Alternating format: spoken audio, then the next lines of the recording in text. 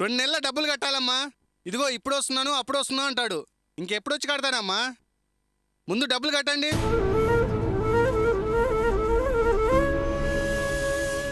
అయ్యా, కోపం తెచ్చుకోకండి. మా కుటుంబ పరిస్థితులు కాస్త బాగాలేదు. పరిస్థితులు బాగలేదని తింటాం అనుకున్నారా? 3 పూట్ల శుభ్రంగా తింటున్నారు కదా.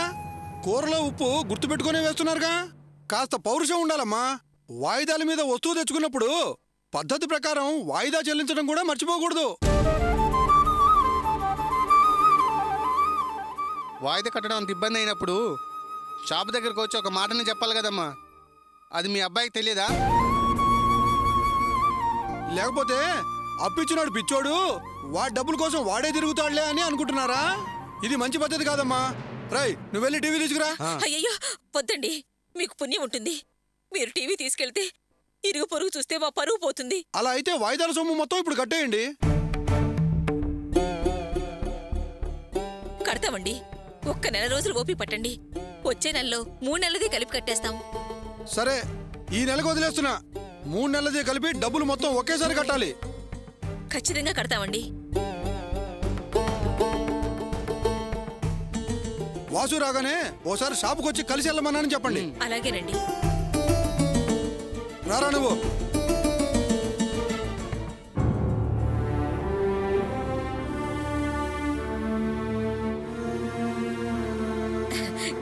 నేను చెప్పాను కదమ్మా, ఇదంతా మాకు అలవాటే. నువ్వు తినమ్మా, నేను ఇప్పుడే వస్తాను.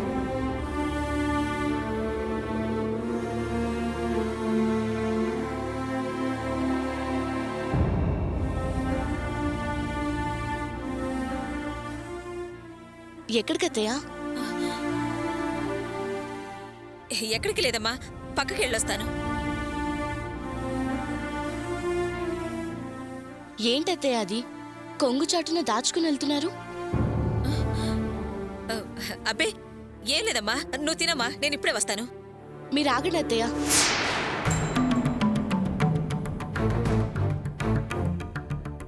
ఏంటత్తయ్య అది? అవి అవి వెండి వస్తువులమ్మా. అవునమ్మా, చిన్నప్పుడు వాసు కోసం కొన్నవి. ఇందాక నీతో అన్నానుగా, రేపటికి చారన్నానికి కూడా లేవని. అందుకే ఇవి తాకట్టు పెడదామని తీసుకెళ్తున్నాను. నువ్వేం దిగులు పడకమ్మా, అల్మరాలో ఊరికే పడున్నాయి. అక్కడ ఉంటేనే తాకట్లో ఉంటేనే. అందుకేనమ్మా, వాసు జీతం రాగానే పిడిపించి తీసుకొచ్చేస్తాను. సరేనా? వెళ్ళమ్మా, వెళ్ళి తిను, నేను వెళ్ళొస్తాను.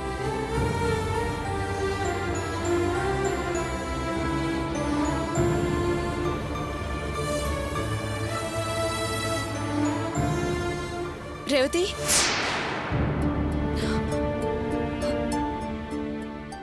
రేవతి, ఇంకా నా మీద కోపం తగ్గలేదా? నేను నీతో మాట్లాడాలని ప్రయత్నం చేసేది నీతో గొడవ పడ్డానికో లేక పంచాయతీ కోసమో కాదు, నన్ను క్షమించమని అడగడానికి. సత్య ప్రమాణంగా చెప్తున్నాను, ఆ దేవుడి మీద ఒట్టేసి చెప్తున్నాను. నీ భర్తను నువ్వు అసహించుకోవాలనో, అతన్ని నువ్వు అనుమానించాలనో, నీ మీద కుళ్ళుతోనో నేనలా నీకు ఆ రోజు నిజం చెప్పలేదు. నా భర్తని అనరాని మాటలంటుంటే అది తట్టుకోలేక ఆవేశంలో అలా అన్నాను. వేరే దురుద్దేశం లేదు. రేవతి, దయచేసి నన్ను క్షమించు. అక్క, నువ్వే నన్ను క్షమించాలక్క. అవును, క్షమించాలక్క. ఎందుకంటే తప్పు చేసింది నేను, క్షమించమని అడగాల్సింది నేను.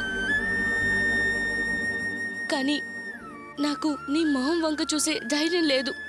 ఆ అర్హత కోల్పోయిన మనిషిని. మంచి మనిషి, మనసున్న దైవం బావగారు. అలాంటి ఆయన్ని దొంగ అంటే భార్యగా ఎలా ఊరుకుంటావు? నువ్వన్నది కరెక్టే అక్క, 100కి 100 పాలు కరెక్టే. నా మొగుడు మోసగాడని తెలియక, దొంగతనం చేసేవాడని ఊహించలేక, నిజం తెలుసుకోలేని పరిస్థితిలో బావగారిని తప్పుగా మాట్లాడాను. అలా అన్ని మాటలు మాట్లాడిన దాన్ని మళ్ళీ నీ మొహంలోకి మొహం పెట్టి ఎలా చూడగలనక్క? నీ వంక చూడ్డానికే భయంగా ఉంది. అందుకే నువ్వు పిలిచినప్పుడల్లా మొహం చాటేస్తున్నాను. అంతేకాని నీ మీద కోపం లేదక్క. నేను ఆ రోజు మాట్లాడిన మాటలన్నీ తప్పుడు మాటలే. నన్ను క్షమించక్క. నువ్వు ఇంటి నుంచి వెళ్ళిపోతే నేనెంత బాధపడ్డానో తెలుసా? అయ్యో, నా వల్ల ఈ అమ్మాయి ఇల్లు వదిలి వెళ్ళిపోయిందని కుమిలిపోయాను. ఆ దేవుణ్ణి నువ్వు మళ్ళీ ఇంటికి రావాలని మొక్కుకున్నాను. ఏనాడు నా మీద అలగని మా ఆయన మొదటిసారి నా మీద అలిగారు. నా మీద కోపం తెచ్చుకున్నారు. మాట్లాడలేదు, అన్నం కూడా తెల్లేదు. ఏదో కాళ్ళు పట్టుకొని క్షమించమని అడిగేసరికి కాస్త కనికరించారు. నీ విషయంలో చాలా బాధపడ్డారు రేవతి. ఇక మీదటి ఎలాంటి పరిస్థితుల్లోనూ నీ భర్తని వదిలేసి వెళ్ళిపోకమ్మా. అతని ఎలాంటి వాడైనా సరే అతన్ని మార్చి మంచి దారిలో పెట్టి కలిసి జీవించగలిగితేనే నీకు మంచిది అనే పేరు దక్కుతుంది. జరిగిందంతా తలుచుకుంటే నా గుండె దడదడలాడుతుంది. చాలా బాధగా ఉంటుంది రేవతి. ప్రేమ ప్రేమ అని మాయలో పడి ఈ రోజు నా సంతోషానికి దూరం అయ్యాను. ఇప్పుడు మీ సంతోషాన్ని దూరం చేశాను. చచ్చా, అవే మాటలు రేవతి. చిన్న చిన్న సమస్యలు సర్దుకుపోతే సమస్య లేదు. సంతోషం దూరం కాదు. మరి ఎలా మాట్లాడినాక? చక్కగా కలుసున్న కుటుంబం నేను రావడం మూలంగా రెండుగా చీలిపోయింది. అంతకుముందు బావి బాధ్యత తీసుకుని సంసారాన్ని చక్కగా నడిపేవారు. ఈరోజు చూడక్క, చారు తప్ప మరొకటి చేసుకొని తినడానికి కూడా లేకుండా పోయింది. రేపటి నుండి పస్తులే. రేపటి కోసం వెండి గిన్నెలు తాకట్టు పెట్టడానికి అత్తే వెళ్ళింది. ఈ పరిస్థితులన్నీ రావడానికి కారణం నేనే కదా. అదేం కాదులే రేవతి. మధ్యతరగతి కుటుంబాల్లో ఇవన్నీ మామూలే. కన్నీళ్లు కష్టాలు వచ్చిపోతూనే ఉంటాయి. నువ్వు అన్నీ ఉన్న ఇంట్లో పుట్టొచ్చిందానివి. అందుకే నీకివన్నీ కొత్తగా అనిపిస్తున్నాయి. నువ్వు బాధపడకు, ధైర్యంగా ఉండు. వాసు ఏదో ఒక పని వెతుక్కోడానికి వెళ్ళాడు కదా, ఏదో ఒకటి దొరుకుతుంది. ఇలాంటి సమయంలోనే నువ్వు వాళ్ళకి తోడుగా ఉండాలి. మనసుకి చికాకు కలిగించేలా ప్రవర్తించకూడదు. వాళ్ళకి ధైర్యం చెప్పాలి రేవతి. అర్థమైందా?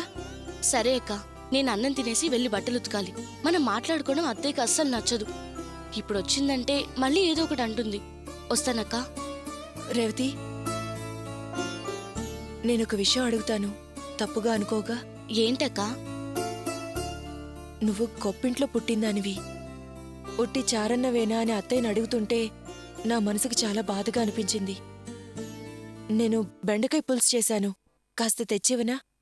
వద్దక్క, నేనిప్పుడు గొప్పింటి అమ్మాయిని కాదు, సర్దుకుపోవాల్సిన మధ్యతరగతి అమ్మాయిని.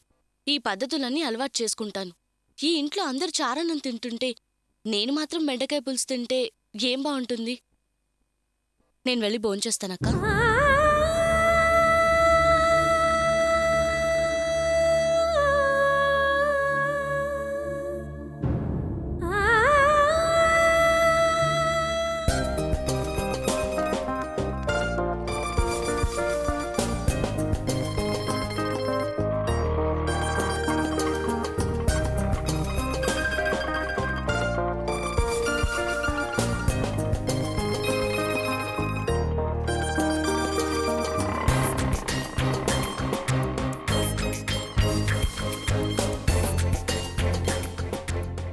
హాయ్ కావ్య. హాయ్. ఏంటి సినిమాకని చెప్పి సడన్ గా ఫోన్ చేసి కంపెనీ గెస్ట్ హౌస్ కి రమ్మని చెప్పారు? నిన్ను సర్ప్రైజ్ చేద్దామని. అబ్బా, మళ్ళీ మొదలు పెట్టారా థ్రిల్లు సర్ప్రైజ్ అంటూ? సర్లే కానీ ఏంటా సర్ప్రైజ్? ఆ సర్ప్రైజ్ ముందు చెప్తే మజా ఉంది. పద చూపిస్తా, కమ్.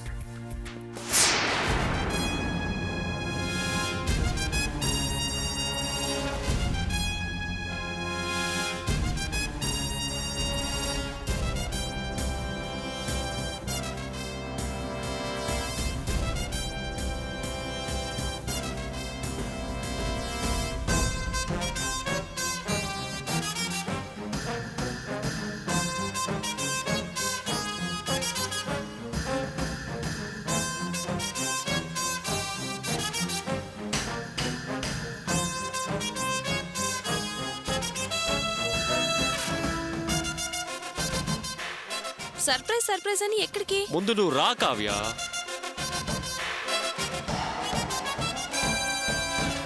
కమోన్ కావ్య.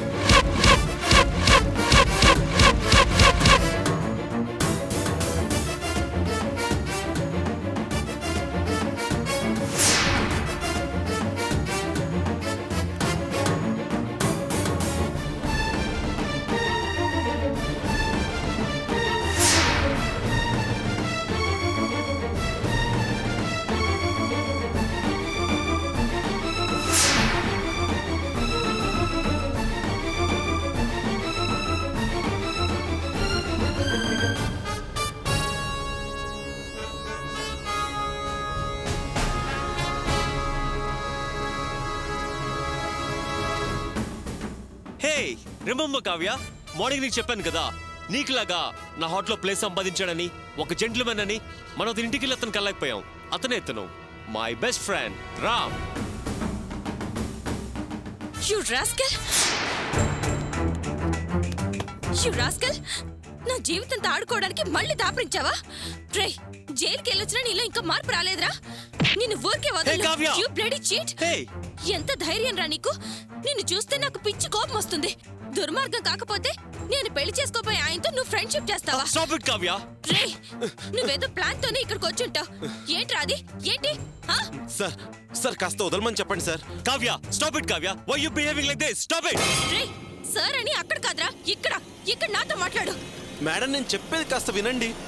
ఏంట్రా మేడం అంటూ డ్రామాలు ఆడుతున్నావు? Stop it Kavya. Don't be so emotional. Stop it. నేను ఆగడం కాదు, వీడి గురించి మీకు తెలీదు. తెలుసుంటే ఇలాంటి వాడితో మీరు అసలు ఫ్రెండ్షిపే చేయరు. వీడు ఎంత చెడ్డవాడో, నాతో ఎంత చెడ్డగా బిహేవ్ చేశాడో, నన్ను ఎంత టార్చర్ పెట్టారో మీకు తెలుసా? అవన్నీ నేను మీకు చెప్తే ఇక్కడే వీడిని చంపి పారేస్తారు. నాకంతా తెలుసు.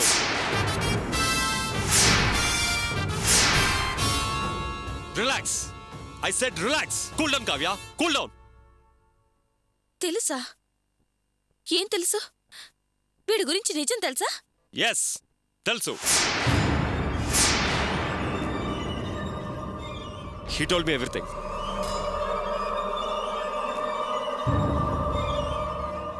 మొన్న రాముని కళ్ళంగా రూమ్కి వెళ్ళాం కదా, అప్పుడు నీకు ఫోన్ వచ్చింది. అప్పుడు ఏం జరిగింది తెలుసా? ఏంటి రామ్, బ్యాగ్లను సర్ది పెట్టావు? ఎక్కడికి ఊరికి వెళ్తున్నావా? అది అది అది కాదు రామ్, ఏమైంది నీకు? What's the problem? సార్ నన్ను ఏమీ అడగండి సార్. నన్ను వదిలేయండి. నేను ఎక్కడికైనా వెళ్ళిపోతాను సార్. ఏంటి? ఎక్కడికి వెళ్ళిపోతావు? ఎక్కడికి వెళ్తావు? ఎందుకు వెళ్తావు? అసలు ఈ ప్రాబ్లం ఏంటి Ram? Tell me Ram, what's your problem? Sir దయచేసి నన్ను ఏమీ అడగండి. నేను మీకు పరిచయం కావటం, ఫ్రెండ్ కావటం, అనవసరంగా మీ లైఫ్లోకి నన్ను ఎంటర్ చేసి ఆ దేవుడు చాలా పెద్ద తప్పు చేశాడు. సార్ అసలు మనం ఎందుకు కలిసామా అని నేను చాలా ఫీల్ అవుతున్నాను సార్. అసలు వెంటనే మీ నుంచి కనిపించనంత దూరంగా వెళ్ళిపోదామని వచ్చేసాను సార్. కానీ నా వెనకాలే నా నీడలా మీరెందుకు వచ్చారు సార్?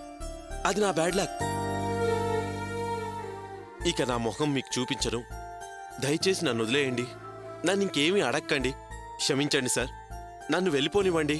రామ్, రిలాక్స్ రామ్. ఆ గాడ్ నిన్ను నాకు ఫ్రెండ్గా గిఫ్ట్ ఇచ్చాడు. నీలాంటి వాడు ఫ్రెండ్గా నాకు దొరకడం నిజంగా నా అదృష్టం. ఇంతకుముందు వచ్చేటప్పుడు కూడా కావ్యతో చెప్పాను, కావ్య నీ తర్వాత నా మనసు స్థానం సంపాదించుకుంది నువ్వేనని.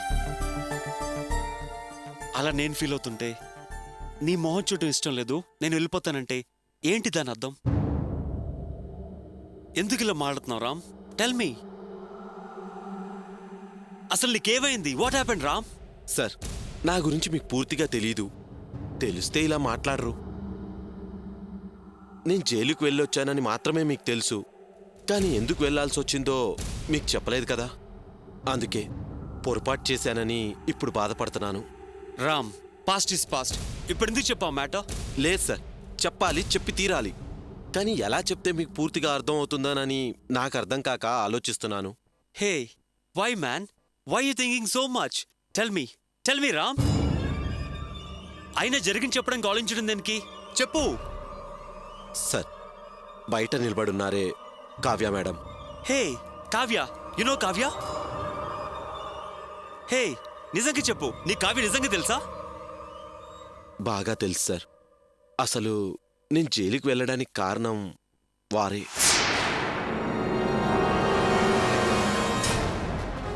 చూసారా సార్, దీనికే షాక్ అయిపోయారు. దీనికన్నా షాక్ అయ్యే విషయాలు చాలా ఉన్నాయి. ఇప్పుడు ఇంత మంచివాడిగా, నమ్మకస్తుడిగా కనిపించే ఈ రామ్ ఒకప్పుడు ఆడపిల్లల్ని నేర్పిస్తూ తిరిగే పోకిరి అంటే మీరు నమ్మగలరా? ఏంటి రామ్ నువ్వనేది? అవును సార్. నేను జైలుకి వెళ్ళకముందు సాఫ్ట్వేర్ ఆఫీస్లో వర్క్ చేసేవాడిని. అక్కడ కావ్య మేడం కూడా వర్క్ చేసేవారు. ఆవిడంటే నాకు చాలా ఇష్టం. ఆ ఇష్టం కోరికగా మారింది. రామ్, ఒక మంచి ఫ్రెండ్గా నాకు చాలా సాయం చేశావు. Thank you. నిజంగానా? నిన్ను అంత బాగా ఇంప్రెస్ చేసి అట్రాక్ట్ చేసిన అమ్మాయి ఎవరు? చెప్పనా? చెప్పు. అది నువ్వే.